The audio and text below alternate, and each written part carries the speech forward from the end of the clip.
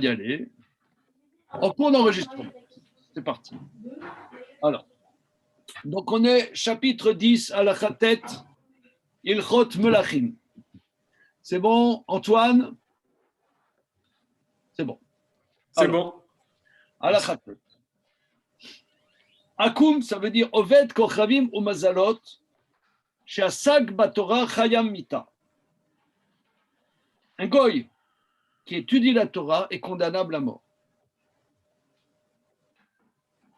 Lo yasok ela besheva mitzvot shelahem bilvad.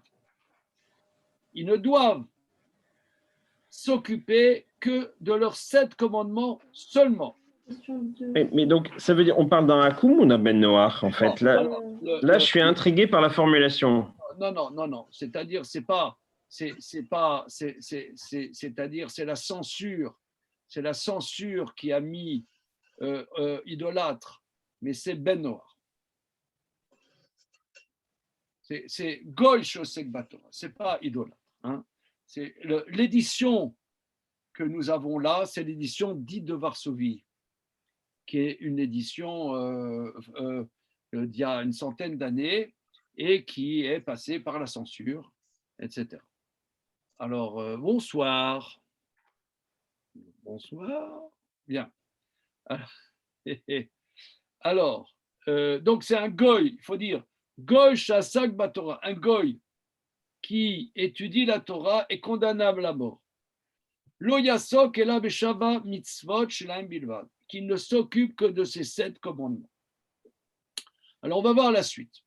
Vechen oved kochavim, c'est-à-dire goy, chez Shabbat afilu beyom memot achol imasao leatzmo kemo Shabbat chayam mita. S'il l'a fait pour lui-même comme Shabbat, il est condamnable à mort. Alors, quand on dit condamnable à mort, il a expliqué Rambam plus haut, qu'ils ne sont condamnables à mort par le tribunal que sur les 7 commandements. Ici, condamnable à mort, c'est comme on avait vu que celui, par exemple, qui frappe un juif, il est condamnable à mort. Ça veut dire, c'est antagonique avec ce qu'il est. C'est ça ce que ça veut dire. C'est une manière de dire. Est-ce que c'est clair, pas clair? Il y a oui, il y a non, barré la mention inutile. C'est pas clair. Pourquoi ils mettent pas comment dire, le micro, les gozlans là? On savait pas qu'on était mieux. Ouais. Alors, voilà. Donc, on voit sur les 7 commandements noachides, par exemple, un goy qui vole moins que Prouta, il est condamnable à mort. Là-bas, quand on dit condamnable à mort, c'est condamnable à mort au tribunal. Voilà. Mais si ce n'est pas sur les 7 commandements noachides, il y a des expressions. Goy, osek batorah, chayam mita. Quand on dit chayam mita, ce n'est pas condamnable au tribunal, mais ça veut dire, si vous voulez, c'est un suicide spirituel. C'est un suicide spirituel. C'est extrêmement important. C'est extrêmement important. On va essayer de voir. Pourquoi la censure, elle n'a pas été choquée par ce Chayav Mita? C'est bon, ce serait une question. Ils mettent idolâtre. Oui. Ils mettent idolâtre. Voilà.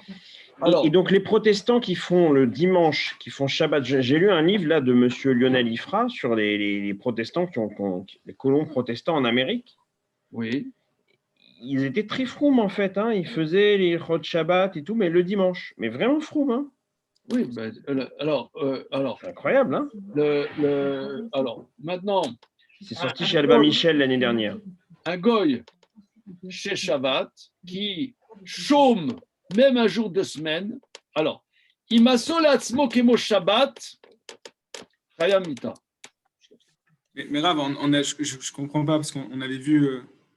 On avait vu il fallait que le Bnei Noach il accepte le joug des 7 commandements du fait que c'était passé par la révélation et donc par la Torah. Est-ce que ça veut dire que même ces 7 commandements, il n'a pas le droit de les étudier, quand bien même? Non, au contraire. On a vu qu'un goy qui est investi dans ces 7 commandements, qui les étudie, il n'a pas au monde futur. Oui. Mais il ne faut pas que ça aille Non, oui, mais c'est avec les lois spécifiques. Si vous voulez, l'idée est quoi? C'est que la Torah, que ce soit pour les Juifs ou pour les Goïs, c'est quelque chose qu'on vit. Comme on dit, une étude intellectuelle, tu vois. Non, mais une étude intellectuelle, c'est pas seulement que c'est intellectuel, mais ça déphase. Si c'est quelque chose que tu ne vis pas, ça te met dans un porte-à-faux. Par exemple, ça met dans un porte-à-faux qui est de mauvais aloi. C'est plus que de mauvais aloi. Tu vois, par exemple, moi je dirais que les goyim sont avides de la science du judaïsme.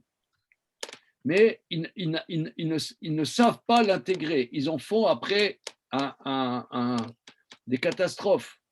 Parce que c'est pas adapté. Tu vois, par exemple, le bon Sigmund Freud, il a dit que l'homme, finalement, il dit bonjour à quelqu'un. En vérité, il dit est-ce que vous habitez chez vos parents, quoi. C'est tout. C'est la seule chose qui m'intéresse, quoi. Bon. Alors, en vérité, il a raison. Il y a 150 passages dans le Talmud qui disent ça. Quand on dit 150, c'est je fais à la baisse. Mais mais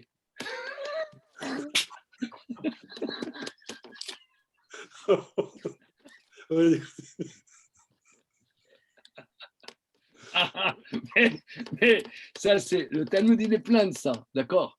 Mais ça en a fait une aberration internationale.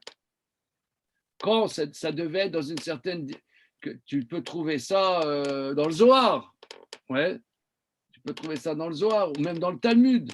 Comme nous, on a vu que quand Lot, en vérité, il est allé à Sodome, la seule chose qu'il voulait, en vérité, c'était aller avec ses filles. Bon, mais ça, c'est pas écrit dans le texte. Mais ça, c'est vieux comme le monde, c'est vieux comme la Torah, cette histoire. Ça fait 3000 ans qu'on sait ça.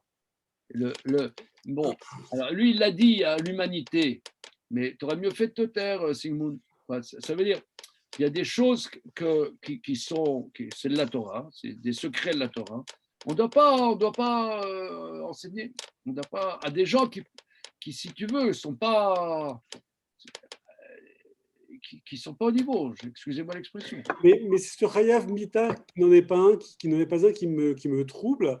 Donc ça veut dire que c'est pas du tout au niveau d'un jugement, mais donc c'est-à-dire que ça risque d'être mortel pour eux, c'est que ça veut dire. C'est mortel. Voilà, c'est mortel pour eux. Voilà.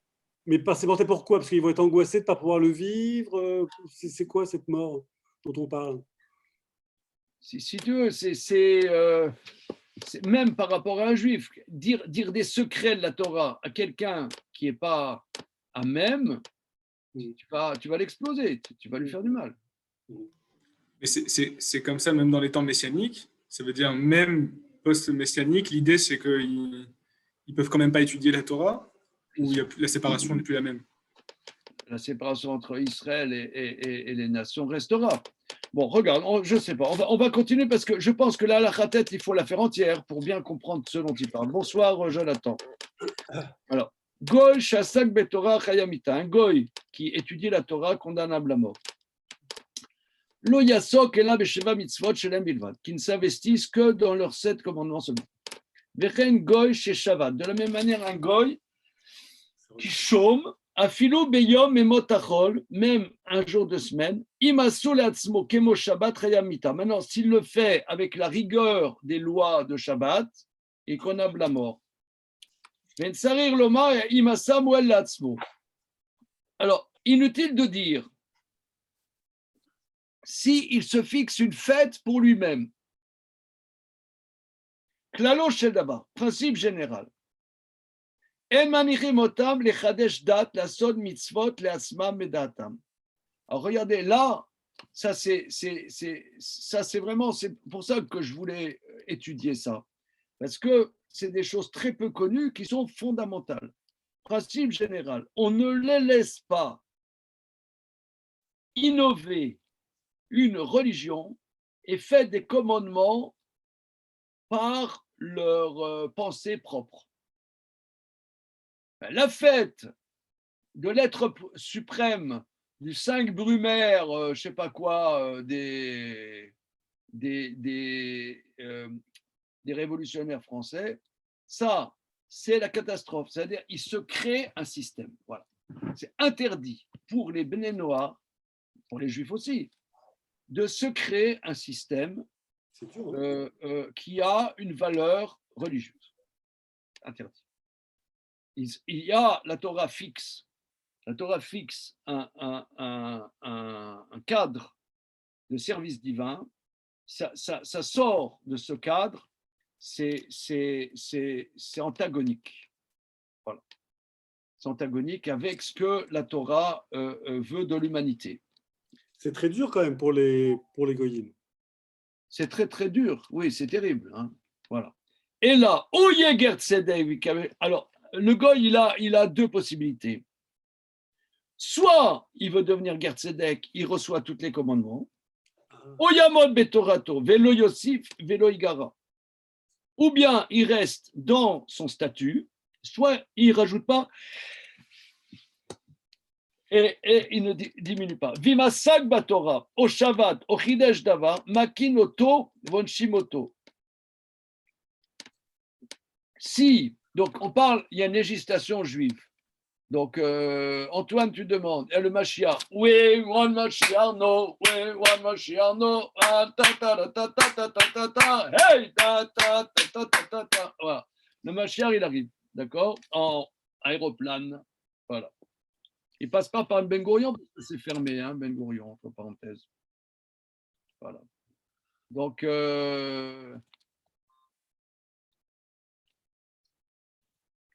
il salue notre ami Elie. Hello. Hello. Alors, donc, il arrive en aéroplane, on ne sait pas comment, et il y a une législation juive, il y a le Beth Amikdash, tout ça. Et il y a des goy qui habitent en Israël. Alors, ces goy, ils se disent, bon, regardez, nous, on va se faire un jour chômé quand même, on va se faire tiens, on va faire comme les feuges, le samedi, chômé, machin. Alors, il dit, Imaseb Torah. Si il étudie la Torah, au Shabbat, il a chômé. Au Chidesh Davar, ou bien ils ont dit, voilà, on va faire la Saint-Nicolas. Makimoto, Bonshimoto, on le frappe, on le punit. Modimoto, Shochayamital, Zebaba Denova. On lui dit, tu sais, tu es condamnable en vérité à mort, mais on ne le tue pas. Donc ici, c'est un principe général.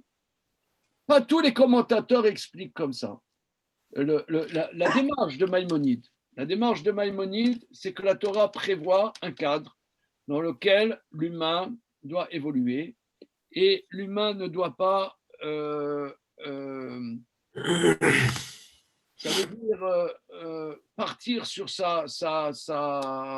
Il me semble que c'est une perversion pour un juif ou pour un goy, c'est une perversion. Et créer un système, c'est antagonique avec ce que la Torah prévoit. Alors, la plupart des commentateurs n'expliquent pas comme Maïmonide. Par exemple, le Shabbat, lui, il explique le Shabbat, c'est-à-dire c'est innover quelque chose qui ne correspond pas à ce que toi, ce que la Torah conçoit pour toi. Mais la plupart des commentateurs disent, vous savez, dans la prière de Shabbat matin, on dit la chose suivante. Prière du Shabbat.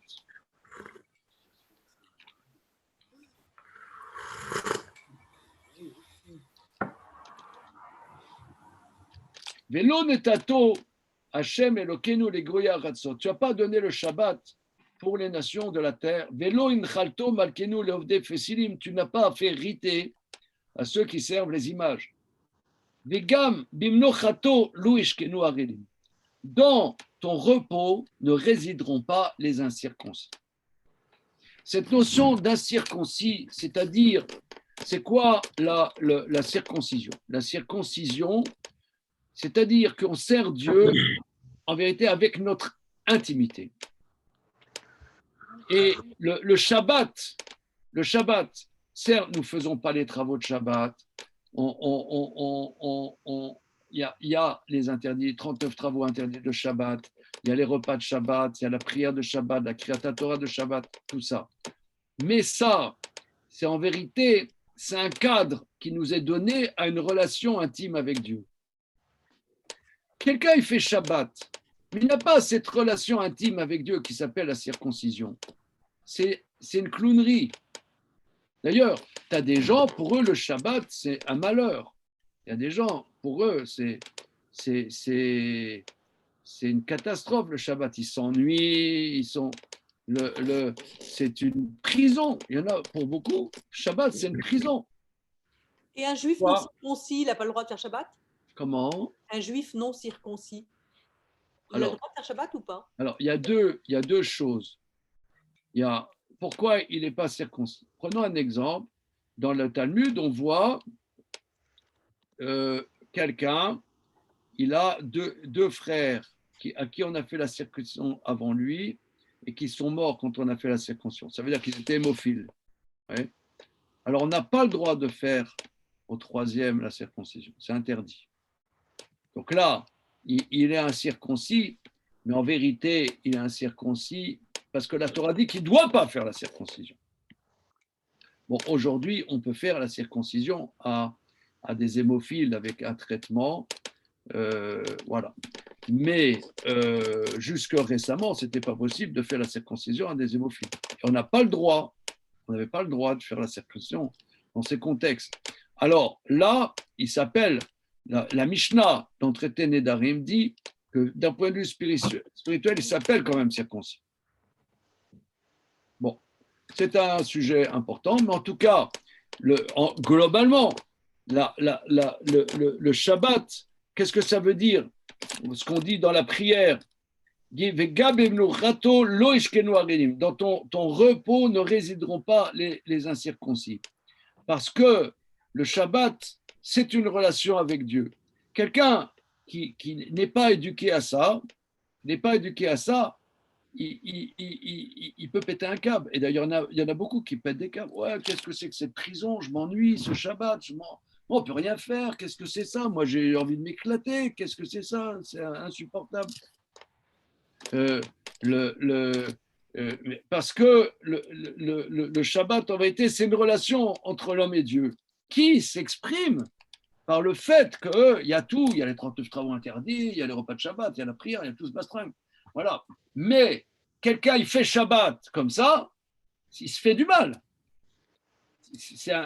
Il a les 7 mitzvot béné noirs, mais il n'a pas tout le corpus de la Torah, de la circoncision, de tout ça qui s'appelle Torah mitzvot. Ne fais pas Shabbat, ne fais pas Shabbat. Mais tu te fais du mal, Pourquoi? C'est mauvais. C'est mauvais pour toi, vraiment, c'est déconseillé. Vraiment déconseillé. Oh là là. Alors, ça c'est la plupart des commentateurs expliquent comme ça. Hein. Mais Maïmonide, il a une manière un peu différente de voir. Lui dit, c'est le fait de se construire un système. Toi, dans les 7 commandements des fils de Noé, tu n'as pas à faire Shabbat. C'est une lubie. Voilà. C'est anti-lubie. Anti-lubie. Bon. Mais c'est assez terrible, hein, c'est vrai. On fait la Lara Yud. Lara Yud. Noah. שרצה לעשות מצווה משאר מצוות התורה כדי לקבל שכר, אין מונים אותו לעשותה כהלכתה. Alors, un fils de Noé qui veut faire une mitzvah parmi les autres mitzvot de la Torah. Les autres mitzvot, c'est-à-dire, il y a 2 exceptions. Il y a Shabbat et l'étude de la Torah des Juifs. Ce étant, maintenant, tu as un goy, il veut mettre des téphilines, par exemple. Ou un goy, il veut mettre des mezuzot. Il veut mettre des mezuzot à sa maison. Ou il veut faire Birkat Amazon, que sais-je. Alors, un goy qui veut faire une mitzvah des autres mitzvot pour avoir une récompense, parce qu'une récompense, voilà. En monimoto la sota kilcheta. On ne l'empêche pas de la faire selon les détails de la loi. Vimeviola me kabli memeno.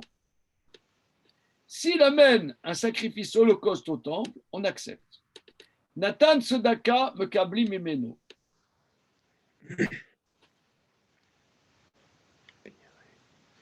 Alors, s'il donne de la tzedaka, le goy, on accepte. Alors, regardez ce que rajoute Maïmonide.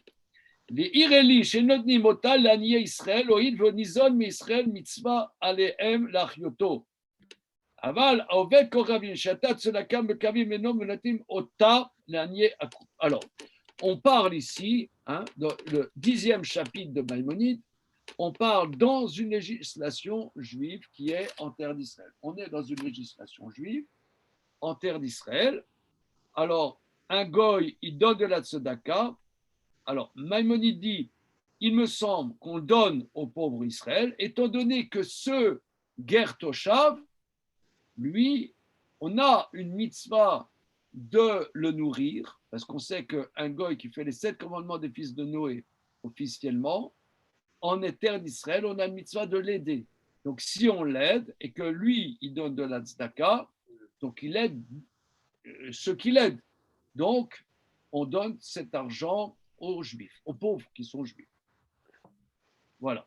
Aval, un idolâtre qui donne la tzedaka, alors là, vous voyez, là, il faut dire vraiment idolâtre, pas un ger toshav. Là, on dit, là, par contre, il faut dire idolâtre. Mais un idolâtre qui donne de la tzedaka, on l'accepte, mais on le donne à des pauvres goy. C'est un idolâtre, on n'a pas le droit de recevoir de la tzedaka d'un idolâtre. Rav, juste un ger toshav, juste pour préciser, ger toshav, il n'est pas converti. Un ger toshav, c'est un goy qui officiellement a pris devant un tribunal juif de faire les 7 commandements noirs.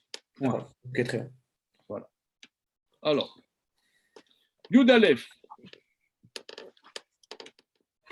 C'est déjà arrivé, vu qu'il y a le gala qui approche là, c'est déjà arrivé qu'un hakoum il donne à la yeshiva des étudiants. Oui, question. oui, c'est pas, ça n'a pas été vraiment rare. Ah oui. Il y a une époque, il y avait un psychanalyste de haute volée, Goy, qui venait à des cours. Ah oui. Et il était assez généreux. Hey. Et alors, il fallait redonner au Resto du Cœur ou comment on fait dans ce cas-là? C'était interdit alors pour lui. Alors, on reçoit l'argent, mais on le donne à des goyim, au Resto du Cœur de Coluche. Ah voilà, Coluche. Est-ce qu'en France, on a le droit de profiter alors, du coup, des aides de l'État? C'est pas de la tzedaka. C'est autre chose, ça. Ah bon? Non, c'est Bruno Le Maire, il veut t'aider, c'est pas de la tzedaka. Non, regardez, là, c'est pareil. Alors, je ne sais pas, vous connaissez les copains, là, je vous présente. Ouais, notre copain Elie Lagache, je présente. Voilà. Je tente. Il est où, Elie Lagache? Voilà. Alors, alors, regarde. La politique sociale de redistribution, c'est une politique keynesienne, non, c'est pas ça? Là, Keynésienne. Comment? Keynésienne. Vous disiez keynésienne. Keynésienne. Comment? Une politique keynésienne. Keynésienne, n'est-ce pas? On dit comme ça, n'est-ce pas? Ça veut dire, il n'y a aucune tzedaka. Ce n'est pas la tzedaka. C'est-à-dire que si il y a un certain modèle économique, d'après ce que j'ai cru comprendre, c'est que si tu as des gens qui sont pauvres, en paupérisation, eh bien, ça coûtera plus cher à l'État que les aider.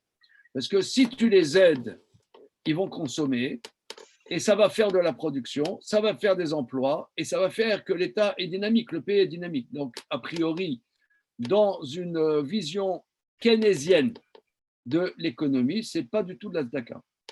Oui, non, barrer la mention inutile. Alors, les copains, là, dis-moi, moi, je n'ai pas fait d'études. Hein. C'est Keynes, sa théorie, c'est ça? Je n'ai pas fait d'études, j'ai à peine le bac. Alors, vous êtes tous là, les médecins, les traders, les machins. Non, mais parce que Keynes, on peut même rajouter. C'est vous qui avez fait des études. Alors, Keynes, Keynes a modélisé que plus la personne a un revenu bas, plus si on lui rajoute 100 euros, la proportion de ces 100 euros qu'elle va tout de suite consommer est grande. Donc, si je rajoute 100 euros à quelqu'un de très riche, il va l'épargner, ça va partir aux îles Caïmans, quelque part. Si je rajoute 100 euros à quelqu'un qui en gagne 1000, il va s'acheter les yaourts à Monoprix, et donc tout de suite, ça va être réinjecté dans l'économie. Keynes, je redis exactement ce que tu as dit, mais il a théorisé ça, il est chiffré. Voilà. Donc, ce qu'on appelle la propension marginale à consommer.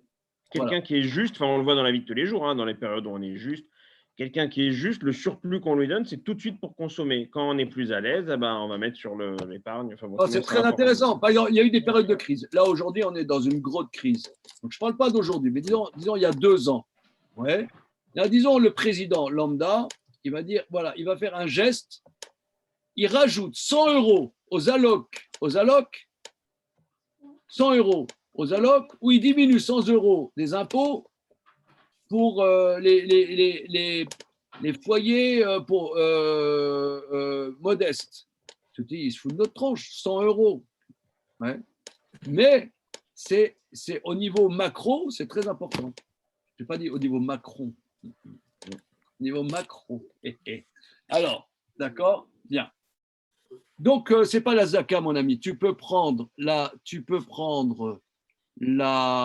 comment dire, tu peux prendre les aides de l'État, les allocations, et j'en passe, les aides de la mairie, tranquille.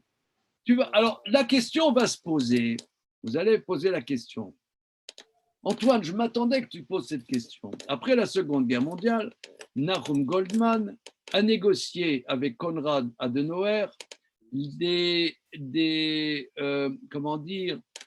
réparations de l'État allemand pour ceux qui ont subi des préjudices dans la Seconde Guerre mondiale.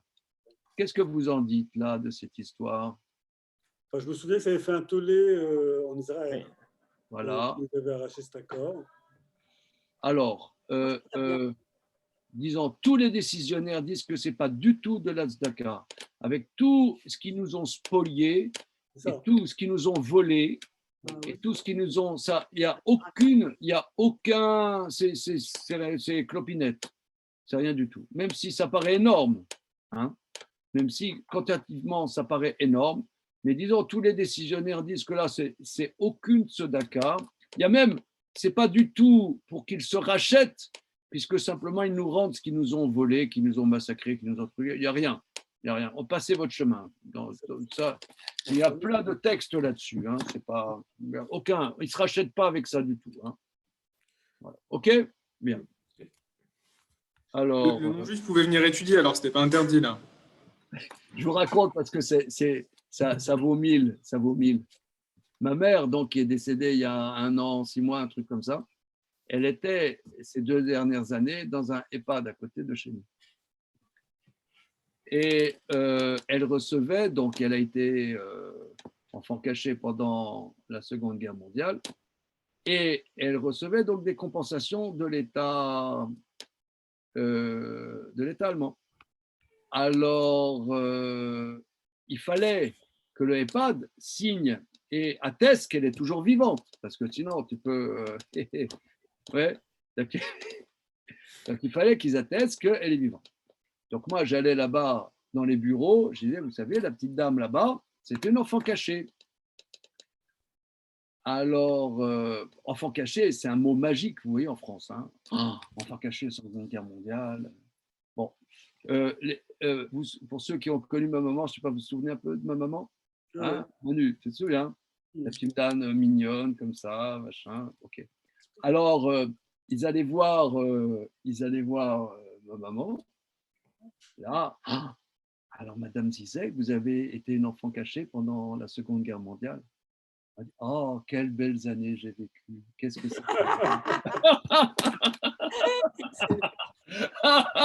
Elle était extraordinaire. Elle était extraordinaire. C'est vrai, on se cachait, mais j'étais avec mes cousins. Et j'étais avec mes cousins. Et qu'est-ce que c'était une période sympathique. Et quel bonheur ces années. C'est les plus belles années que j'ai vécues de ma vie. J'étais avec tous mes cousins. Bon, c'est vrai, on était dans une ferme, tout ça. Mais c'était merveilleux. Alors, tu vois, c'est le genre de truc que tu vois jamais nulle part. ils étaient comme ça. Ils avaient envie de lui foutre des baffes. Parce que c'était parce que tout ce qu'on attendait. Tu vois, elle dit, mais ma mère, je vais vous dire, vous savez, sur sa tombe, j'ai mis un texte qui était agréé par ma famille. J'ai mis le texte suivant sur la tombe de ma petite maman. Elle est née comme une princesse, elle vécut comme une princesse, elle est décédée comme une princesse. Sa vie, ça a été une princesse. Tu vois, la guerre. Mais non, Madame Zizek, vous avez été une enfant cachée pendant la guerre? Oui, oui, mais c'était merveilleux. C'était splendide. C'est extraordinaire. Alors, ce étant, ouais, donc c'était pour parler des compensations de l'État allemand qui ne sont pas, en vérité, c'est pas de l'Azdaka, hein, c'est pas du tout de l'Azdaka, c'est un peu du remboursement en passant. OK? Alors, nous allons continuer. Juste, Antoine, il y a une question sur le psychanalyste, là. Est-ce qu'on avait le droit de l'accepter au cours, s'il venait au cours étudier? Ouais. Je ne veux pas déborder du... Mais bon, Ah non, merci Manu. Voilà, alors ça, c'est très bien. C'est une très bonne question qui se répète souvent dans certaines de mes études, comme vous l'avez pu constater. Alors, ma philosophie de la chose, elle vaut ce qu'elle vaut. Je pense que pas tout le monde va être d'accord avec ce que je vais vous dire, mais que ce monsieur-là, oui, ce monsieur-là, il est venu, disons, 4 fois, 5 fois et pas 6 fois. Donc ça va, pas besoin de lui dire ne venez pas, parce que je sais qu'au bout de 4 fois, 5 fois, il va dégager. Voilà, donc ça va. Il n'y a pas. Et voilà, c'est tout. Donc il n'y a pas vraiment d'incidence. Pas vraiment d'incidence. C'est-à-dire, il a entendu, ouais, à le Talmud, c'est magnifique, etc. Et ceux qui font des cycles entiers? Il y a toujours une possibilité de conversion quand même. Donc, l'étude peut être une porte d'entrée vers une réelle conversion quand même. Alors là, par contre, je me porte en faux. Alors là, c'est pas dans ce sens, ce que je veux dire. Comment? C'est pas dans ce sens-là qu'il faut faire. Ah non, alors ça, jamais. J'explique, hein, never. Pourquoi? J'explique. Dans le Talmud, on dit guerre chez Gaïr, un converti qui se convertit. C'est-à-dire, on ne convertit pas quelqu'un. Soit la personne est là, ce qu'on a vu dans Maïmonide d'ailleurs, à la fin du chapitre précédent, Dieu a donné la Torah à tout Israël, à tout celui parmi les nations qui veut devenir juif. Mais on n'aide pas quelqu'un à devenir juif. Quelqu'un, il ne veut pas devenir juif, on ne l'aide pas, on ne lui donne pas envie d'être juif, on ne lui fait pas sentir l'odeur de la tafina et le goût extraordinairement incroyable de la tamroun mémi, ouais. Ni de la bourra fraîche. On ne cherche pas. Hein, quelqu'un, il se convertit de lui-même, Mais alors, il est vrai, il y a quelques années, vous vous souvenez peut-être, il y avait une malgache qui venait au cours. Vous vous souvenez là, les Gozlans? Oui. Quand on était à Cadet. À Cadet? Ouais. Yarrow. Ah oui, oui, bien sûr. Oui, la grande malgache, là. Oui, très grande hein, femme. la grande malgache, la princesse des malgaches, là. Exact. Qui était chorégraphe, c'est ça? Ouais, chorégraphe. Ouais. Je me rappelle. Alors, elle venait, elle ne savait même pas pourquoi elle venait, sincèrement. Et au départ, je lui ai dit, vous voulez vous convertir? Non, pas vraiment. Ouais. Alors elle est convertie, elle habite Jérusalem, elle est mariée, elle a des gosses. Trop drôle. Voilà. Bon. J'ai une question. Vous savez qu'on voit dans le texte l'histoire, l'étude de la Torah. Là, si je vois la halachot tête Oui. ou yud, est-ce qu'on parle d'étude de la Torah? Quand on parle de Asak Torah, on parle de l'étude? L'étude de la Torah. Ouais. Alors, c'est quoi ta question, Lévi? Ah, c'est parce que c'est une mitzvah de la Torah, c'est ça? C'est parce que. Non, c'est spécifique. C'est spécifique. Parce qu'une mitzvah de la Torah, dans l'Halakha Yud, il dit un goy qui veut faire une mitzvah de la Torah, on l'aide même. On l'aide même. Il veut faire une mitzvah de la Torah parce que c'est une mitzvah de la Torah. Parce que c'est une mitzvah de la Torah. Il ne veut pas inventer un truc. Okay. Mais l'étude, c'est spécifique. L'étude, si tu veux, c'est pour l'âme juive. C'est pour la neshama juive.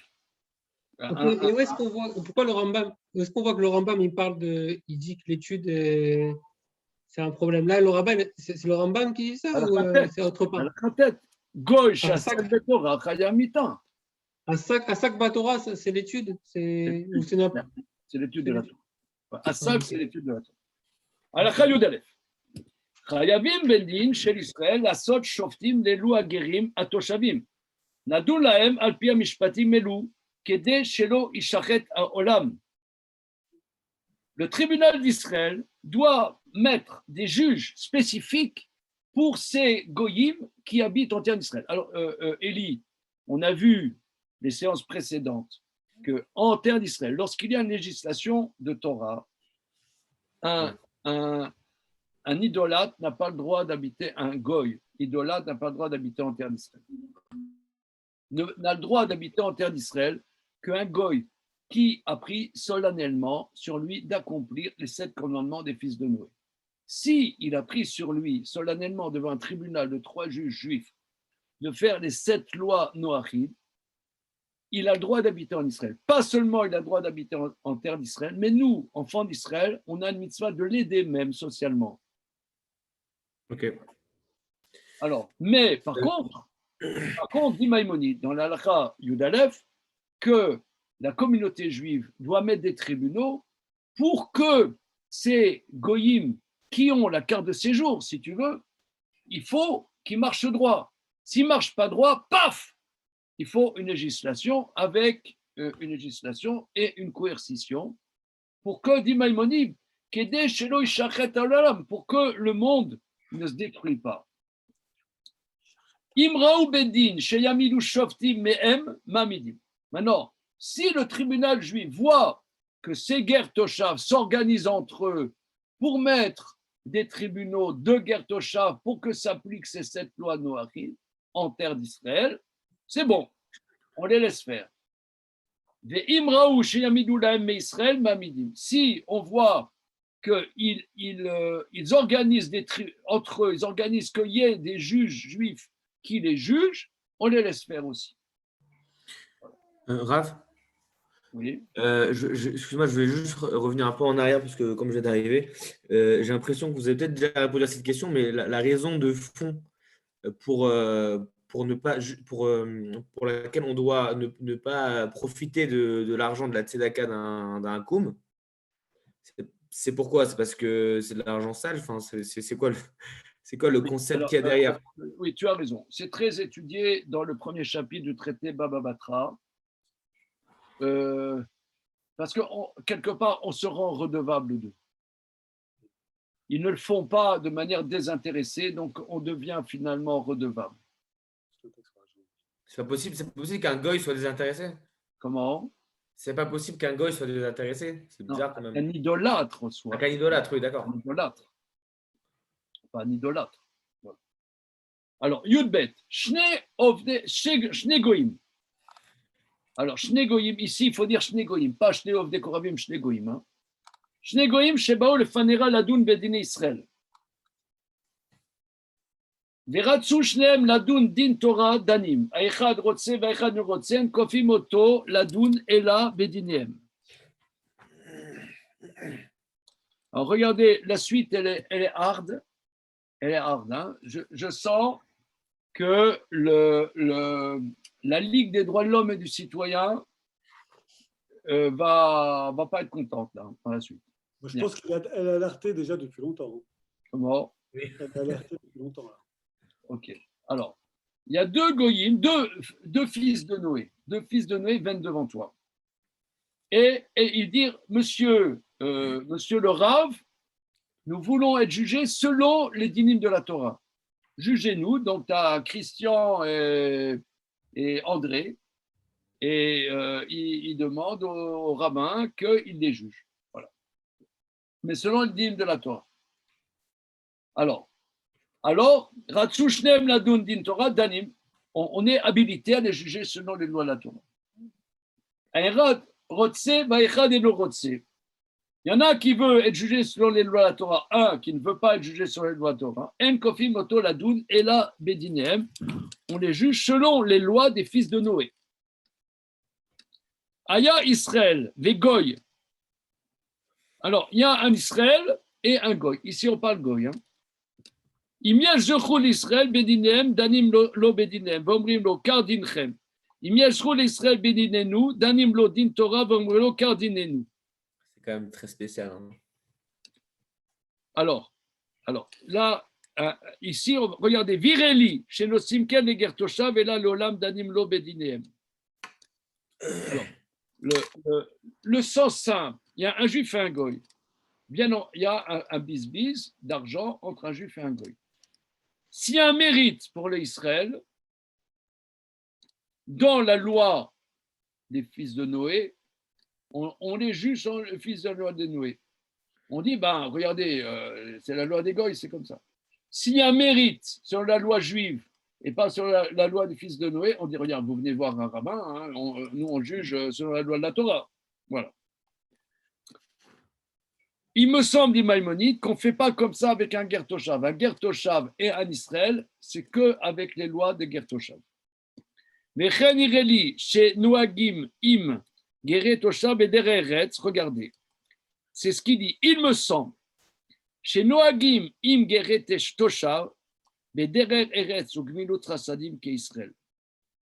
Il me semble. Le texte qui dit que le goy et le juif qui sont en jugement, on cherche toujours à privilégier le juif, ça c'est l'idolâtre. Mais le ger toshav, non. On doit se conduire avec derer eretz, avec considération et générosité comme un Israël. Parce que nous avons l'obligation de le faire vivre. Chez Neymar, la guerre, Hashem, Sharera, Titanena, Vachela. Alors, ce pasouk, de quoi parle ce pasouk, là, ceux qui connaissent un peu le Chumash? Une Nevela, non? Oui, dans quel paracha? C'est dans quel paracha? C'est dans Réé? Non. J'aurais dit.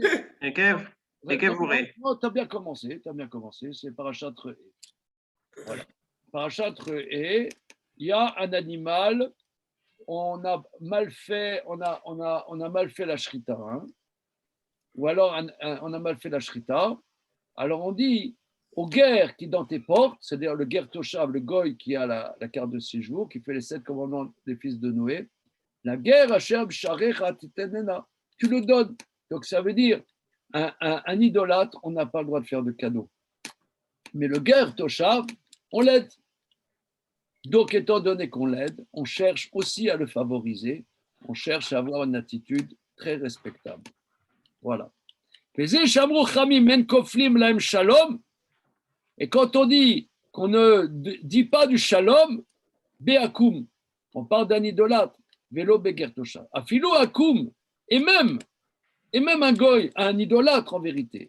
Si vous, chachamim, levaker cholehem, likvo metehem, imete Israël, le farnes, Aniem beklal ani Yisrael mivnei darkei shalom, hare ne'emar tov Hashem lakol chachamav al kol ma'asav ve'ne'emar dechachea darkei noam vechol netivatea shalom. Et même l'idolâtre, pas tenté, le vrai idolâtre. Ouais, l'idolâtre il a tatoué son idolâtrie là, le vrai idolâtre. Nos maîtres ont ordonné de visiter leurs malades, d'enterrer leurs morts, de la même manière qu'on le fait avec les morts juifs. Et de nourrir les pauvres des Goyim avec les pauvres d'Israël pour un chemin de paisibilité. C'est-à-dire qu'on doit avoir une attitude généreuse, même avec un vrai idolâtre, pour que c'est pas les Juifs ils s'occupent que des leurs. Non. On s'occupe aussi. Vous voyez par exemple Israël. Quand, par exemple, il y a un tremblement de terre, ils envoient Zaka en Turquie, je ne sais pas quoi, ou en Afghanistan, je ne sais pas où. C'est une attitude qui est traditionnelle. C'est une attitude traditionnelle, qu'on ne s'occupe pas que des Juifs. C'est ce que dit Maïmonide. On est d'accord qu'on parle toujours d'Israël étant est dominant, je veux dire, est dominant sur cette terre. Alors là, le guerre Toshav, c'est quand il y a une législation juive. Mais là, maintenant, il généralise de manière générale, Maïmonide. Non, mais parce qu'il parle de Darké Shalom, en fait. Il te dit, Chachamim, ils ont dit ça, Mishum Darké Shalom. Mais Darké Shalom, il y a plusieurs façons de le comprendre et à chaque fois, c'est toujours la question. C'est quoi Darké Shalom? C'est pour pas avoir de problème, ce qui n'est pas pertinent si on domine. Alors, oui, alors Rav Wolbe, dans le Aléchour, le premier tome de Aléchour, il introduit le Shalom Bayit sur ce sujet-là. Il dit, vous avez déjà entendu l'histoire du Shalom Bayit? Oui, vous avez entendu, non? L'expression. Oui. Je ne sais pas ce que c'est, moi. Oui. Alors, il dit, il y a une notion qui est une paisibilité dans le couple. Il dit, qu'est-ce que c'est la notion de Shalom, dit Maïmonide? Alors, c'est la Mishnah. C'est la Mishnah, si je ne m'abuse, à la fin du 4e chapitre du traité Gittin. La Mishnah dit que Mefarnesim Aniye Akum Im Aniye Israël.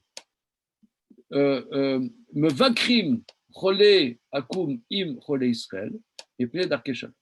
On donne de la tzedaka aux pauvres idolâtres. Alors, nous, on a vu depuis les chapitres que l'idolâtrie est considérée la perversion numéro 1 de l'humanité.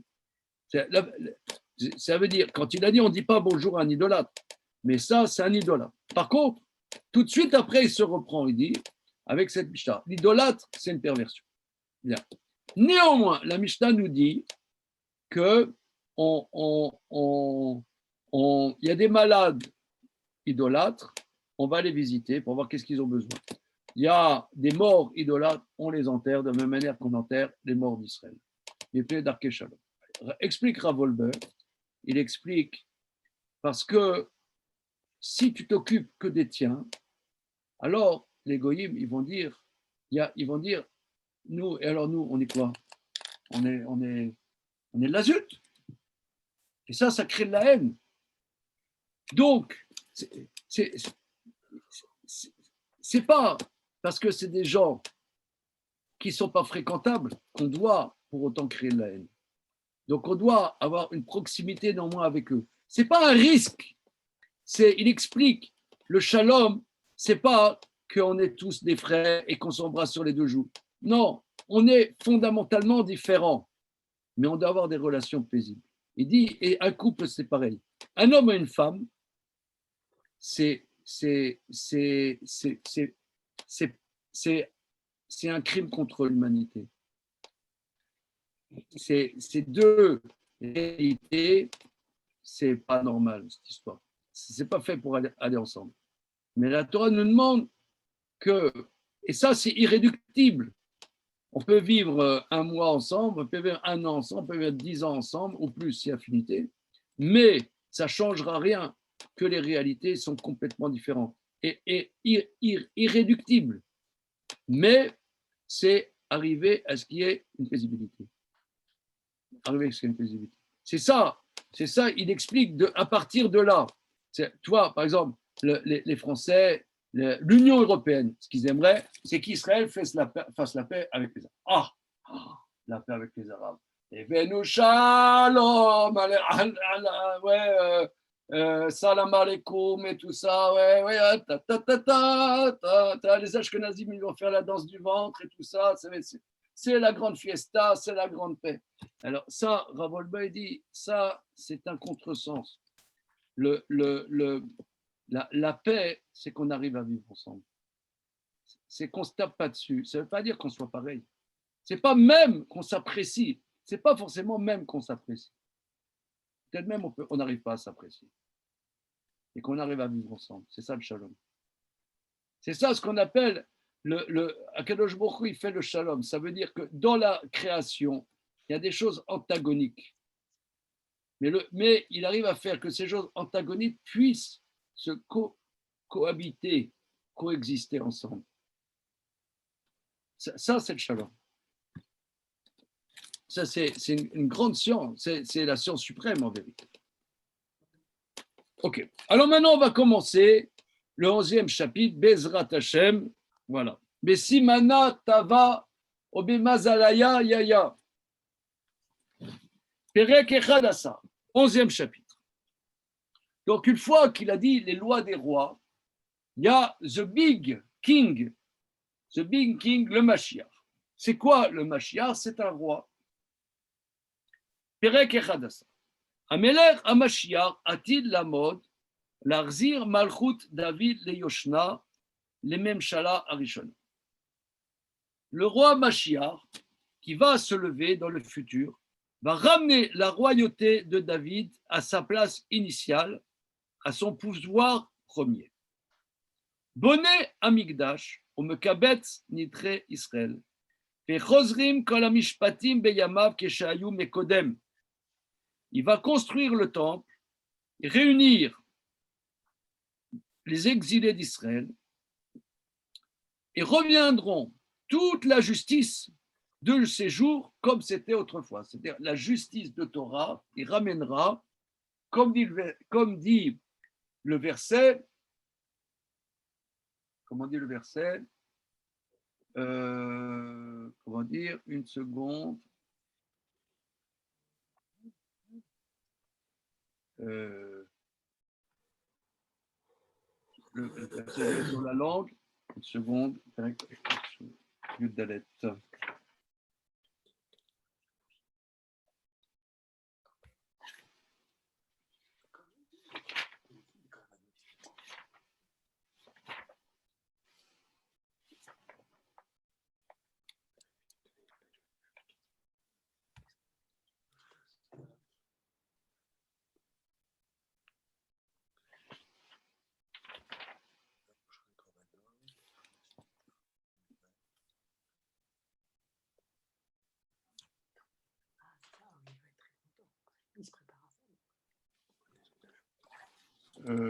Oui, c'est-à-dire, je crois que c'est le premier chapitre, à la fin du premier chapitre d'Isaïe. Je demande une seconde.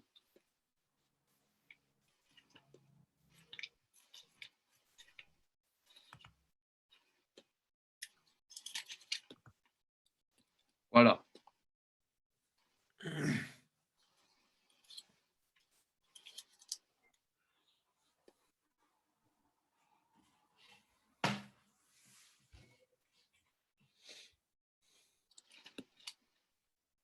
Sion, voilà. Sion, bemishpat tipade, beshavea bitzdaka. Sion sera racheté par la justice et ses captifs par la tzedaka. Donc la première chose, Sion, bemishpat tipade. Sion sera racheté par la justice. Donc ça, c'est un point fondamental que la base du travail du Mashiach, c'est de ramener la législation de Torah dans le peuple d'Israël.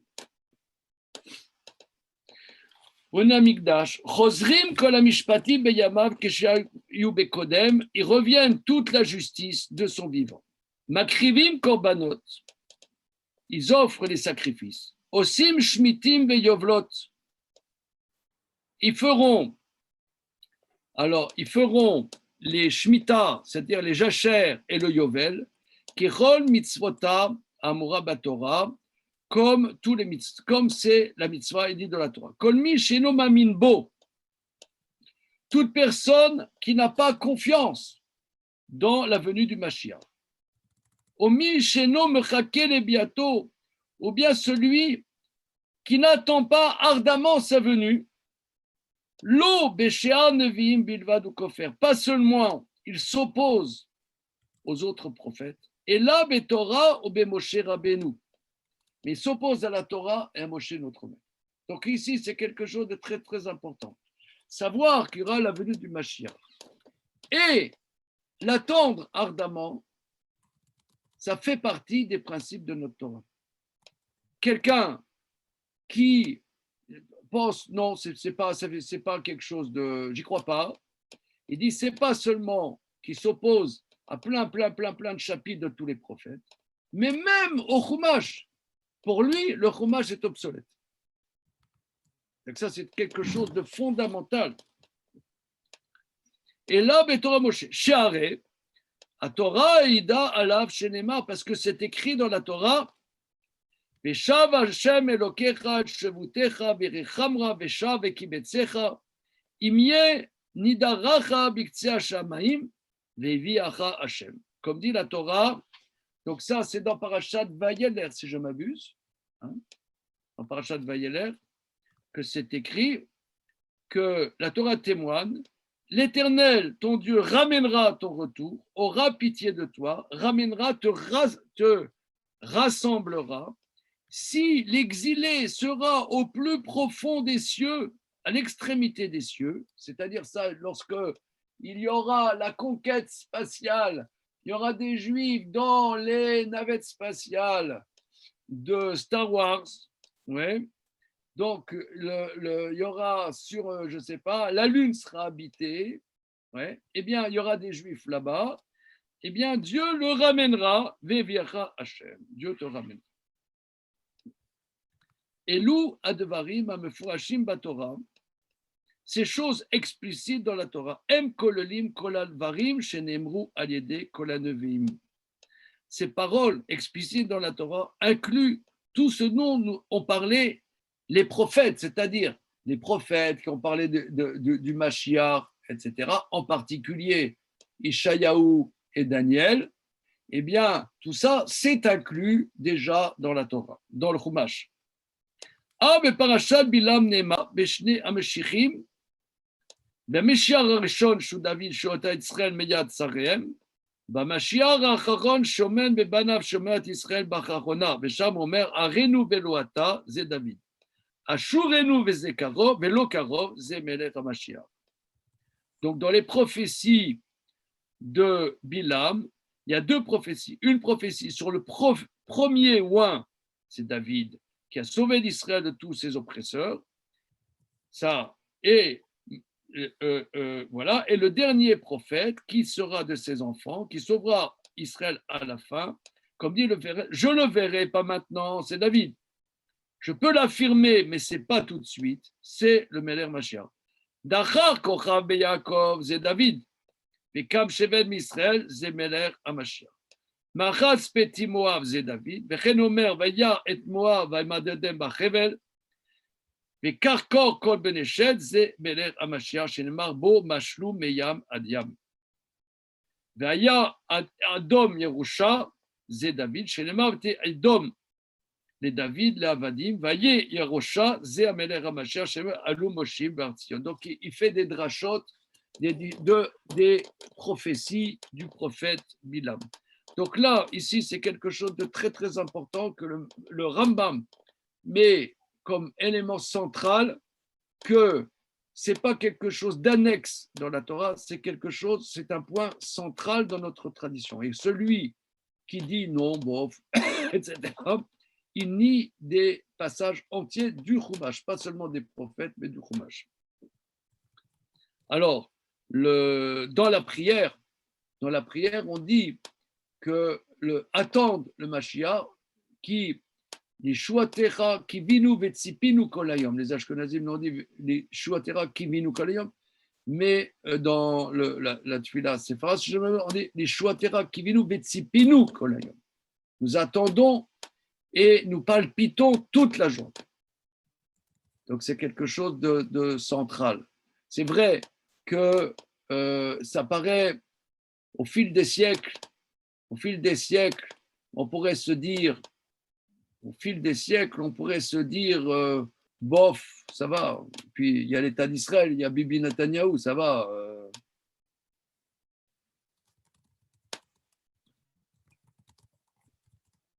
Non, faisons un petit arrêt sur image.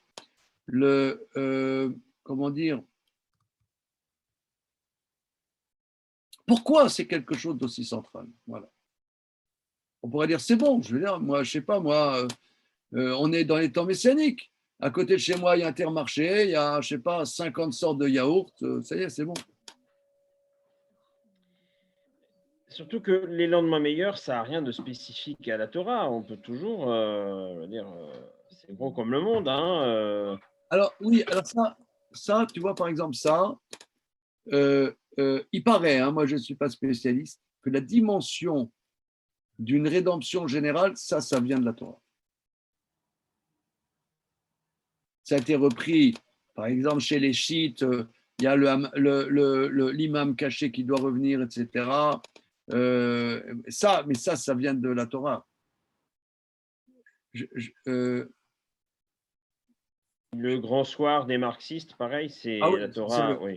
Ça, c'est comment dire, les créateurs du parti bolchevique, c'était que des feuges. Hein, là, laisse tomber. Et pas seulement que des feuges, beaucoup avaient étudié à la yeshiva. Donc, ça, c'est. Donc, non, mais j'aimerais reprendre parce que en quoi c'est quelque chose. On pourrait dire quand moi j'ai parlé avec la mère de ma mère ce soir, c'est ma maman, ma grand-mère, ouais, la mère de ma maman. C'était une petite dame qui venait d'un village en Pologne. Et j'avais posé des questions comme ça quand ils sont venus de Pologne. Mais franchement, mes grands-parents, maternels particulièrement, qui venaient de la campagne polonaise, du côté de mon père, ils venaient de la ville. Mais mes grands-parents maternels venaient vraiment de la Cambrousse. Et pour eux, quand ils sont arrivés en France, c'était vraiment les temps messianiques. Ils m'ont dit, il y avait l'eau courante, c'était les temps messianiques. L'eau courante, les toilettes dans la maison, c'était les temps messianiques. Alors peut-être c'est ça les temps messianiques. Il y a, comment dire, Moulinex libère la femme. Ça va, on y est. Pourquoi pas? Parce que c'est pas du tout ça qu'il dit là ici. Comment? Il dit pas que on va kiffer la vie et que tout sera confortable. Il dit juste qu'on va revenir comme avant et qu'on fera les corbanotes. Moi, ce que je lis, c'est que tout un pan de mitzvot qui ne nous sont pas accessibles maintenant vont nous être à nouveau accessibles. C'est tout ce que je vois. Enfin, lui, il dit on va retourner sur la terre et on pourra faire les corbanotes. Il ne nous dit pas qu'il ne parle pas du grand soir. Ouais. Il nous dit on fera les mitzvot tels qu'ils sont normalement dans la Torah. D'accord, mais alors, il dit, il y a deux choses. Il y a avoir confiance là-dedans, avoir confiance là-dedans, et deuxièmement, l'attendre. L'attendre, ça fait partie de la tradition. Ben oui, mais ce n'est pas antinomique. On peut attendre le moment où accomplir la Torah, ce n'est pas être un extraterrestre. D'accord. C'est quelque chose qui nous rend. Ici, actuellement, faire des mitzvot, c'est bizarre. C'est décalé par rapport à la réalité qui nous entoure. Tandis que ce que je comprends là, c'est que ça sera dans le cadre d'une nation et dans le cadre de tout ce qui sera fait correctement. Oui, ça sera la réalité du peuple juif, c'est de faire Torah mitzvot et de manière vécue, c'est ça.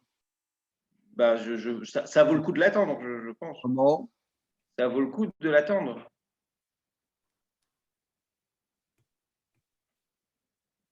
Ouais.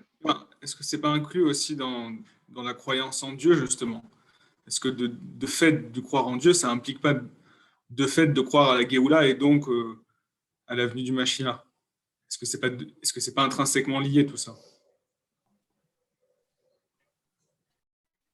Oui, mais tu vois, par exemple, tu vois, quand on dit voilà, we want Mashiach, we want Mashiach, qu'est-ce que ça va nous apporter? Voilà, c'est ça la question. Ça va nous apporter quoi? Est-ce que ça va nous apporter que quand on va tourner le robinet, il y aura du Coca-Cola à la place de la flotte? Non, mais c'est vrai. Hein? Qu'est-ce que ça va nous apporter? Peut-être. Je ne sais pas si c'est ça la question. Peut-être que la question, c'est pas ce que ça va nous apporter. Peut-être la question de toujours, c'est ce que nous, on doit pouvoir faire. Ça reprend ce que tu attends. Non, ce n'est pas une question, tu as raison, ce n'est pas nous apporter. C'est à quelqu'un, il a 1 000 euros sur son compte bancaire, il aura 2 000 euros. Non, ce n'est pas ça. Pas nous apporter de manière triviale. Mais qu'est-ce que ça a sur le fond, je veux dire, parce qu'il faut l'attendre, il faut attendre. J'attends. Je ne sais pas, par exemple, là, il y a des gens, ils attendent les vacances. Voilà, ils attendent les vacances. Dans les vacances, c'est dans 2 semaines. Les vacances, c'est dans 10 jours. Les vacances, c'est dans 9 jours. Les vacances, c'est dans 8 jours. Voilà, alors on attend les vacances. OK, on sait qu'est-ce qu'on attend. Mais là, on attend quoi? Alors, Jonathan nous a dit, OK, alors on va continuer. Hein, on va voir. Continuons. Al-Khabet. Béaré Miklat ou Omer. De la même manière, dans les villes de refuge, dans la Torah, donc qu'est-ce qu'il veut Maïmonide? Rambam veut nous dire que la notion du roi Mashiach est écrite dans le texte même de la Torah. Au sujet des villes de refuge où Omer s'écrit Im yachiv Hashem elokera et gevulecha v'yasavta alecha od shalosh harim. C'est écrit quand tu rentreras dans la terre de Canaan avec Josué, tu désigneras 6 villes de refuge. Et c'est écrit aussi, quand Dieu élargira ton territoire, tu rajouteras encore 3 villes, ça fera 9. Mais quand Dieu rajoutera notre territoire? Quand? Mais Olam loya davarze. Vélo tsiva kloshbou latou. Or Dieu n'a pas ordonné pour rien. Aval bedivra nuim en adavar tsari raya. Maintenant, ça c'est, on parle du Chumash. Maintenant, dans les paroles des prophètes post-Chumash, oui, il n'y a pas besoin de parler. Chez Kol Asfarim Melim Bedavarze. Maintenant, halakha fondamentale, la halakha Gimel, et c'est là où le sujet va commencer. Et là, Maïmonide prend une option qui est une option, qui soulève des énormes débats. Al yali adatra, shameler hamashiach, sarir lasot otot ou moftim ou mechadet shvarim baolam ou mechayim etim, vekeyotse bedvarim elu en adavarka. Que ça monte pas dans ta pensée que le roi Mashiach doit faire des prodiges et des miracles, innover des choses dans le monde, faire revivre des morts et des choses de ce genre-là. En adavarkar, la chose n'est pas comme ça. Share Rabbi Akiva, Chacham gadol mechormei Mishnah aya, והוא היה נושא כליו של בן קוזיבא המלך, והוא היה אומר עליו שהוא המלך המשיח. ודימהו בכל חורמי דורו שהוא המלך המשיח עד שנהרג בעוונות. וכיוון שנהרג נודע להם שאינו. ולא שאלו ממנו חכמים לא עוד ולא מופת. Alors que ça ne monte pas dans ta pensée que le roi Mashiach doit faire des signes, des prodiges, innover des choses dans le monde, faire revivre des morts, des choses de ce genre. C'est pas ça. La preuve, c'est que Rabbi Akiva, c'est un grand maître des sages de la Mishnah, et il était le porte-étendard de Ben Koziva Ameler, c'est-à-dire Bar Korba. Voilà. Et il disait que Bar Korba, c'est le Mashiach. Donc Maïmonide dit que Bar Korba, que Rabbi Akiva, était le porte-flamme de Bar Korba, et disait que c'est le Mashiach. Et il pensait, lui et tous les sages de chaque génération, quand Bar Korba était le Mashiach, jusqu'à ce que par nos fautes, Bar Korba est mort, a été tué. Quand il a été tué, on a compris que ce n'était pas. Or, on ne voit nullement que nos maîtres ont demandé un signe pour authentifier que c'est le Mashiach ou un prodige.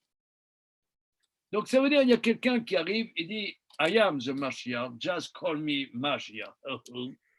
Ouais. Alors, entre parenthèses, dans le Shulchan Aruch, c'est quelqu'un qui dit que le Mashiach, c'est un signe de folie. Par exemple, il y a, que Dieu nous en préserve. Il y a un couple, et le mari, tout d'un coup, il dit qu'il est le Mashiach.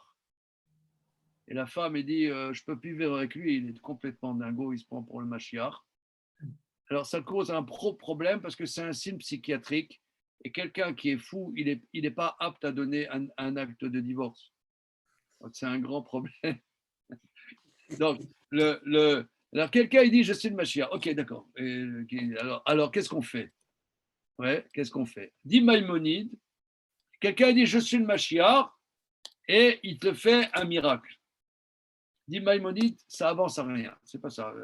Calme-toi, tu lui donnes un Doliprane. Ouais. Doliprane 1000. Effervescent, si vous voulez. Ouais. Ça n'a aucun rapport avec le fait de faire des miracles. Non. Ikar advarim kacha em. La base des choses, c'est comme ça. A Torah azot chukea mishpatea leolam ulolme olamim en mosifim alehem velo gorim mehem. La Torah, ses décrets, ses lois sont éternelles et éternelles d'éternel. On ne rajoute pas, on ne retranche pas. C'est-à-dire, la Torah nous dit qu'il va y avoir de nouveau une royauté dans Israël. Ça, il l'a prouvé. La Torah ne nous dit pas qu'il devra faire des guili-guili et des gris-gris et des trucs et des machins et faire revivre des morts. Non. Donc, si, pour prouver que c'est le Mashiach, ça voudrait dire qu'il faudrait rajouter des lois à la Torah. Or, ça ne fait pas partie des lois de la Torah. Il faut que ce soit un roi. Ça, on sait. Tradition orale, il faut que ce soit un roi. Alors, comment on va savoir que c'est le roi? Comment on sait que c'est le Mashiach? À la Chadalet, on va savoir. Vimiamod Meler, Mebet David. Ogé Batora Vosek Bemitzvot, que David Aviv, que Titora Shebirta, Shebe Alpe, Yakouf, que Israël, Elerba, Lechazek Bedeka, Vilachem, Ilchamot Hashem, Arese Becheskat Shu Mashiach. Imasav Etzlia Bana Migdash Bimkomo, qui baisse les traits Israël, Arese Mashiach Bevadaï. Alors, si se lève un roi de la maison de David, donc un roi de la maison de David, donc il faut d'abord savoir qu'il est dans les descendances de David, de la tribu de Yehuda. Ok, donc ça, il faut déjà le savoir. Et Ogé Batora. Ogé Batora, est-ce que ça veut dire Ogé Batora, ça veut dire qu'il est joyeux? Ogé, Ogé, ça veut dire il médite dans la Torah. Sa pensée, c'est dans la Torah. Il est entièrement dans la pensée de la Torah. Ogé Batora. Osek Bemitzot, investi dans les commandements de la Torah, comme David, son aïeul. Que fit Torah chez Birtav chez Baalpé, selon la Torah écrite et la Torah orale. Donc c'est d'abord un grand chacham d'Israël. Un grand chacham d'Israël, Ogé Batorah, ça veut dire toute sa pensée, c'est dans la Torah, investi dans l'accomplissement des mitzvot de la Torah, selon la tradition écrite et orale. Yakouf que Israël est d'Erba. Et qu'il force tout Israël à aller dans la Torah et les mitzvot. C'est là une énergie à forcer tout. Regardez les termes choisis de Maïmonide. Yakouf kol Israël. Traduisons Yakouf kol Israël, Rabbi Issaï. Une notion de contrainte, il va contraindre. Il va contraindre tout Israël à aller dans la Torah. Ah oui, ça n'a pas l'air très sympa. Hein? Non, mais c'est vrai ça. Mahomet. Non, mais ça n'a pas l'air juste. Vous avez aimé les tefilines aujourd'hui? Ça a l'air plus. Non? Non, si tu mettais tes filines, alors tu les mets. Voilà. Yakouf kol Israël. Ça fait un peu de djihad, ouais. Non, doucement.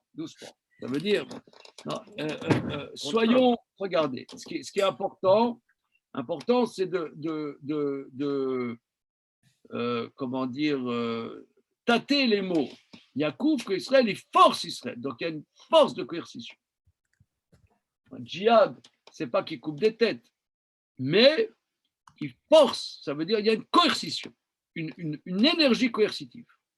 Et regardez la suite, pour moi c'est le plus fort. Yakouf que Israël est l'herba, velechazek bedeka.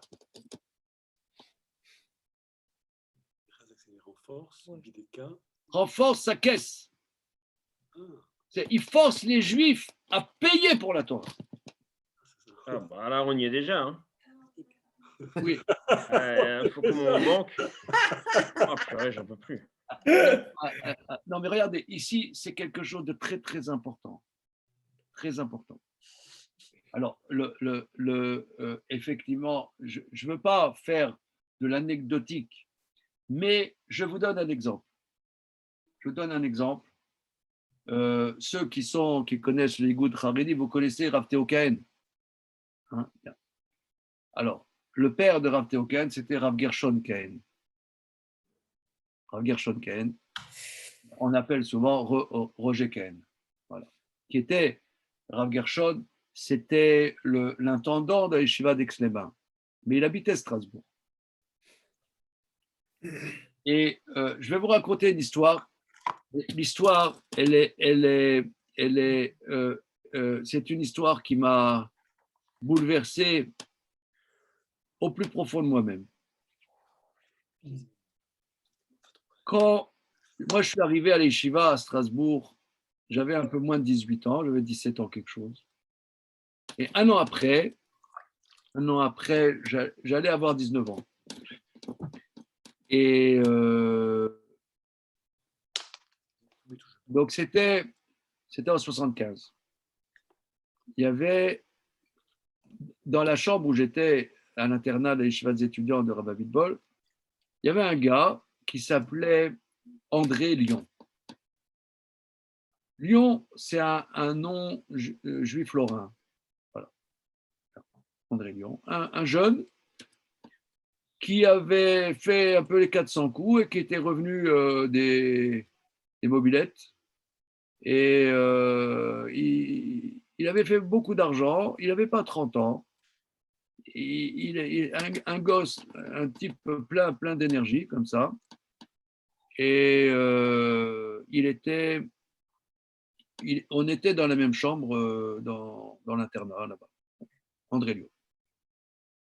Et ça veut dire, 10 ans avant, il avait peut-être 30 ans, 10 ans avant, quand il avait 20 ans, il avait été déjà à l'Yeshiva de Rabbi Bol. Après, il avait tout lâché, il avait fait un peu les 400 coups, beaucoup de fric, et il était revenu. Ok, donc c'était un événement, ce type était revenu à l'étude, à l'Yeshiva. Okay. Bon. Un soir, c'était juste après Pessah, il était invité chez un ami à moi. Il est revenu vendredi soir, il est revenu, il avait été invité chez un ami au repas de vendredi soir de Shabbat. Il est rentré et il y a un croisement un peu dangereux là-bas, à Lela Roberto à Strasbourg. Il a été renversé par une voiture et il est mort sur le coup. C'était un drame absolu. C'était un jeune plein d'espoir comme ça, et c'était un espoir. Et toc, mort sur le coup. Je me souviens, moi, il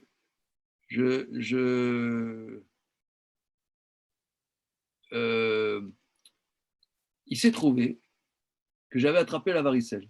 J'avais 19 ans et j'avais une fièvre de cheval. Et au cimetière juif, j'ai gardé le mort toute la nuit avec un copain. Et j'avais, je ne sais pas, 42 fièvres. Non, c'est un truc. Bon, c'est en passant. Bon, il y a eu l'enterrement. Et il y a eu à l'Yeshiva là-bas, il y a eu un espède. Il y a eu une oraison funèbre. Tout le monde était complètement par terre, en pleurs.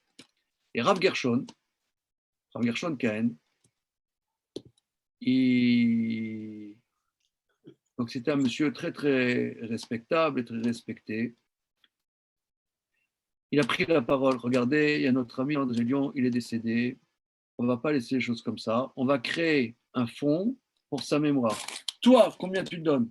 Toi, combien tu donnes? Toi, combien tu donnes? Toi, combien tu donnes? Toi, combien tu donnes? Toi, combien tu donnes? Toi, combien tu donnes? Toi, combien? Il a collecté du fric. Il a créé une caisse pour soutenir la Torah. Pour ceux qui étudient la Torah. Mais ça veut dire, il a commencé son speech, regardez, et notre ami, il est décédé, on est effondré. On fait quelque chose à sa mémoire. Toi, combien tu donnes? Toi, combien tu donnes? Et il a ramassé, je ne sais pas moi, en 5 minutes, 10 000 euros. Alors, enfin, à l'époque, c'est des francs. Ouais, tac, il a créé un fonds qui s'appelait le fonds André Lyon. Après, moi, j'ai étudié, là, j'étais jeune homme, mais après, quand je me suis marié, quelques années après, 5 ans après, j'ai été à Vrère et j'ai eu une bourse en tant qu'étudiant de la Torah marié du fonds André Lyon qui a été créé par Rav Gershon. Voilà. Mais là, il m'a zigouillé, ça veut dire une force, une conviction qu'il arrive à transmettre aux autres. Une conviction profonde. Rav Gershon, c'était pas le Mashiach, mais il y a quelque chose là, si vous voulez. Il y a une sainteté de conviction qui se transmet, contagieuse. C'est ça de ce dont il parle, Rambam. Que donner de l'argent, c'est pas seulement tu te donnes l'argent. Donner de l'argent, c'est une conviction. Personne donne 50 € comme ça. Il y a quelqu'un dans la rue qui dit dis-moi, mec, t'as pas 50 €. Je dis dégage. Mais bon, même si 50 €, ça va pas te mettre sur la paille, mais tu vas pas donner 50 €. Tu vois, même 10 €, je vais pas lui donner. 5 €. Il y a un mec, il y a un clochard là dans la rue, tous les jours, il me demande 1 €, je ne donne pas, il me fait brère. Je n'ai pas envie. Il me fait brère. Je ne donne pas. On donne même 1 € parce que c'est une conviction. Donc là, comme Maïmonide dit, Yacouf que Israël est l'herba, il forcera tout Israël à aller. Une force de conviction contagieuse. Aller dans la Torah. Mais il y a les chazek bedeka et à banquer pour ça. Ça, ce que dit Maïmonide, c'est prophétique. Après, il a dit forcer Israël, c'est pas tout. Et à banquer pour ça. Banquer. Ah, tu payes. Tu payes. Tu banques. Ça, c'est de la sainteté. Franchement, Rav Gershon, c'était sublime. C'était sublime. C'était un enseignement. Ça, c'est la tradition juive. Ça, c'est la tradition. C'est concret. C'est pas du blabla, ouais, je vais voir, machin, il faut que j'en parle avec mon banquier. Tu banques. Voilà. Voilà. C'est un message subliminal pour le gars-là ou... Évidemment. Non, c'est pas subliminal. Non, mais ça, c'est Rambam, je m'en fous du gars-là. Mais c'est non, payer pour la Torah, c'est fondamental. Et ça, c'est une action du Mashiach. C'est la force de conviction. Force de conviction. Extraordinaire. Ça, c'est juif. Ça, c'est la tradition juive. Alors, je reprends parce que je me gargarise de cette phrase maïmonidienne. Toujours, tous les commentateurs se disent comment Maïmonide, il a eu cette inspiration de dire dans des mots tellement précis. Un des plus grands commentateurs du siècle dernier de Maïmonide, Rav Meir Simcha de Dvinsk, qui dit il a écrit avec un souffle prophétique. C'est un souffle prophétique, à dire des choses tellement précises, tellement profondes. En 2 mots, c'est prophétique. Je reprends. Yacouf par Israël et l'herba, il forcera tout Israël à aller dans la Torah, le mitzvot, ou les chazak, et de renforcer les caisses. Banquer. Vilachem milchamot Hashem. Il fera des guerres de Dieu. Vilachem milchamot Hashem. Alors celui qui fait ça, c'est-à-dire il se battra pour la gloire de Dieu. Il se battra, il fera des batailles pour la gloire de Dieu. Arrêtez. Celui qui fait ça, il fait le job, c'est tout. Il n'y a pas. Il fait le job. Ça veut dire Arrêtez, Bereskan Mashiach. Alors vous savez que nos amis, les Chabad, ils disaient sur le Rabbi que c'est Cheskat Mashiach. Si vous avez écouté précisément, ils ne disaient pas que c'est le Mashiach, ils disaient que c'est Cheskat Mashiach. Cheskat, c'est présumé, c'est ça, hein? C'est a priori, c'est le Mashiach. C'est-à-dire, il fait le job. Ça veut dire, en vérité, tu me diras que forcer tout Israël à aller dans Torah mitzvot, c'est sûr que c'est un prodige. Mais ce n'est pas un prodige que, regardez, cette bouteille, je la transforme en orangina. Bouteille d'eau minérale, transforme-toi en orangina. Non, ça, il ne fera pas. Parce que là, c'est transformer les lois de la nature. Le Mashiach, et ça, c'est une grande thématique que les kabbalistes reprennent. En vérité, il y a presque chroniquement une symbiose entre ce que dit Maïmonide et ce que disent les kabbalistes. Les kabbalistes disent que le Mashiach, c'est nous faire percevoir que s'unit, c'est l'union de Yudke Vavke avec la nature. Le Dieu libre s'exprime à travers les lois de la nature. Pas par des miracles, mais à travers les lois de la nature. En vérité, faire ça, c'est un prodige. Mais c'est un prodige. Quelque part, il n'y a pas une transformation des lois de la nature. C'est des prodiges. C'est pour ça que le rouleau d'Esther, et ça on l'a dit 50 fois, 60 fois, 60 fois et demi, que le rouleau d'Esther et le livre messianique, Maïmonide nous dit qu'au temps messianique, il restera que les 5 livres de la Torah et le rouleau d'Esther. Parce que le rouleau d'Esther, Megillat Esther, dévoile qu'à travers les lois de la nature, il y a des miracles. Que les miracles, ce n'est pas la transformation de la nature, mais c'est à travers les lois de la nature que s'expriment les miracles. Parce que ce qui fait le job là, c'est sûr, c'est miraculeux. Parce que tu as des juifs, forcez tous les juifs, tu as des juifs pingres, tu as des juifs qui ne veulent pas donner de fric. C'est arriver que quelqu'un, il ne veut pas donner de fric. Vous savez, il y avait le Rav de Poniovitch, Rabbi Yosef Shlomo Kahneman, qui a créé la yeshiva de Poniovitch à Bnei Brak. C'était un collecteur hors pair. Une fois, on raconte, il était chez une milliardaire juive. Et lui, il collectait. Alors, elle a dit, regardez, moi, je donne pour l'institution juive. Mais pas de kippa, pas de barbe. Alors, pas de kippa, pas de barbe. Je ne supporte pas les kippas et les barbes. Il a dit, il n'y a pas de problème. Il n'y a pas de problème. Il a créé un séminaire pour jeunes filles. Il n'y aura pas de kippa, il n'y aura pas de barbe. Non, ça veut dire, il faut être inventif pour pouvoir collecter de l'argent. Or, c'est miraculeux. L'invention, c'est miraculeux. Un inventeur. Tu ne peux pas dire, voilà, moi je vais être inventeur, dans 5 minutes je vais inventer quelque chose. Tu ne peux pas. C'est miraculeux. C'est miraculeux. Arriver à toucher quelqu'un dans son cœur, c'est miraculeux. C'est un miracle. Mais c'est un miracle dans les lois de la nature. Tu as touché son cœur, mais bon, ça ne se voit pas. C'est pas que tu as fait un miracle comme la sortie d'Égypte. Justement, ce n'est pas comme la sortie d'Égypte. Ça, c'est ce que dit Maïmonide. S'il fait le job, il fait le job. C'est vrai que le job, il est miraculeux, mais c'est un miracle à travers les lois de la nature. Alors, s'il fait le job, continuons. Maintenant, s'il a fait et il a réussi,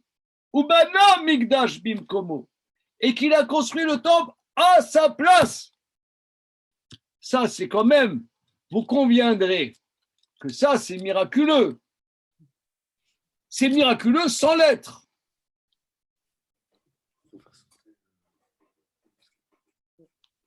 C'est miraculeux sans l'être. Ça veut dire, ça veut dire, là aussi, que les nations, c'est-à-dire que les nations musulmanes ou chrétiennes acceptent qu'on construise le temple, ou acceptent pas, mais que ça puisse se faire, c'est un cataclysme géopolitique. Mais ce cataclysme géopolitique est à travers les lois de nature, somme toute. Il a réussi. Il a ramené tous les juifs les plus exilés, les juifs les plus lointains. Il a ramené Nitré Israël. Comme on dit dans la prière, Mekabetz Nitré Israël. Il rassemble les repoussés d'Israël. Tu as des juifs qui sont, on ne sait même pas où. Les juifs, tu ne sais même pas. Il les ramène. Arrêtez ma chère de bataille. Ça, là, c'est bon, les copains. C'est cool. Donc là, c'est très important parce que là, on est à 2 semaines de Pourim, un peu plus que 2 semaines de Pourim. La fête de Pourim, c'est la fête messianique. C'est ça la fête. C'est la joie de Purim. C'est qu'à travers notre vie la plus simple, se vit la plus grande proximité avec le Créateur. Comment? Par la tchouva, par le retour, par la tchouva. On dit, moi j'explique comme ça. On dit, Yafé, Shah Achat, Shel Korat Ruach, Be'olam haba, Mikol Chaye Olam hazeh. Il vaut mieux un petit moment de tranquillité, de délice dans le monde futur que toute la vie de ce monde-ci. Les commentateurs disent que si tu prends tous les délices possibles et imaginables depuis la création du monde jusqu'à maintenant, tous les délices possibles et imaginables, tous les foie gras, tous les Saint-Émilion grands crus, tous les poulets rôtis à la perfection, les poulets, comme on dit, les canards laqués depuis la création du monde, les cassoulets de Castelnaudary depuis le début de la création. Tu les ajoutes, et un petit instant dans le monde futur est mieux que tous les délices de ce monde. Moi, j'explique, c'est quoi? Il vaut mieux un moment dans l'Olam haba que tous les délices de ce monde-ci, c'est Yom Kippour. Yom Kippour, ça correspond à Olam haba, sur terre. Et la Mishnah continue. Yafé sha'achat shel tshuva be'olam hazeh mikol chaye olam haba. Un moment de tshuva, on se ressaisit dans ce monde-ci, est supérieur à toute la vie du monde futur. C'est quoi ce moment où on se ressaisit dans la vie de ce monde-ci? Ça, c'est Purim. C'est en ça que Purim est supérieur à Yom Kippour. Que Purim, c'est la fête à travers notre existence. C'est pour ça que Purim, c'est toujours un jour de semaine, c'est jamais un jour kadosh, c'est jamais Shabbat. C'est un jour de chol. On a déjà vu ça 1000 fois. C'est un jour de chol, parce que Purim, c'est la vie quotidienne. Ça, c'est Yemot HaMashiach. Le Yemot HaMashiach, c'est à travers percevoir la grandeur, la beauté, le côté sublime de notre existence sur terre. C'est des miracles, comme on dit dans la prière. Tes miracles qui sont chaque jour dans notre existence. Ça, c'est Olam haba. Ça, c'est Olam haba. Ça, c'est Yemot HaMashiach. Ça, c'est les temps de Mashiach. Alors, Pitaken et Olam Kulo, et il réparera le monde entier, la vod et d'Hachem beyachad, pour servir l'Éternel ensemble. Donc là, maintenant, il y a un impact chez les nations du monde, bien évidemment. Chez les Mar, qui a zéfor elamim safa berura likro kulam beshem Hashem ulavdo shechem echad, car je renverserai sur les nations une lèvre claire pour proclamer tous dans le nom de Dieu et le servir dans la même énergie. Donc là, il y aura même un impact chez toutes les nations. Et c'est d'ailleurs cette expression, on voit Safa Berura fait référence, finalement la même expression, le prophète fait référence à l'expression de la tour de Babel. On dit la tour de Babel, il dit Safa Achat, ils étaient une seule langue. On disait, ils parlaient tous la Lachon HaKodesh. Et les kabbalistes disent que la génération de la tour de Babel, c'était une génération pré-messianique. Ça aurait pu être les temps messianiques. Bon, ça, c'est un point encore à voir. On voit, c'est éloquent dans le verset. Safa Brora, c'est la même expression qu'on voit avec la tour de Babel. OK.